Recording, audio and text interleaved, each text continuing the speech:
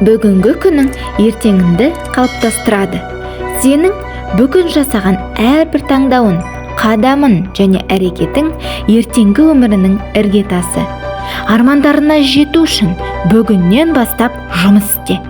Бүгінгі күш-жігерің ертеңгі жетістігіне айналады.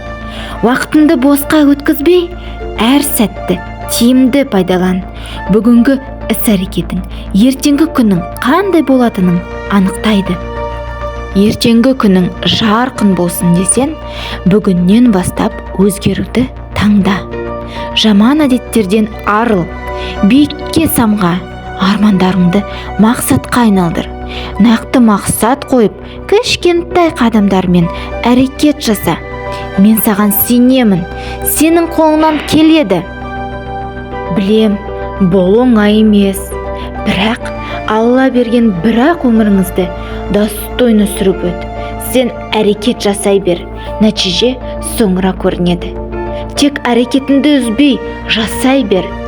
Сен бай болуға, беделді, әйгілі адам болуға лайықтысың. Өйткені сенің бойында ерекше қабілеттер мен дара қасиеттер бар. Сен өзіңді дамытуға, жаңа шыңдарды бағындыруға лайықтысың. Өзіне сен, әрбір адамның ішінде шексіз мүмкіндік бар. Жетістіктерге жету үшін ең бастысы сол мүмкіндіктерді пайдалана білу. Қандай қиындық болса да, сен оларды өтіп, арманына жақындай аласың. Алдындағы кедергілер тек сені шынықтырады, күшейтеді. Тек алға қадам басудан қорықпа.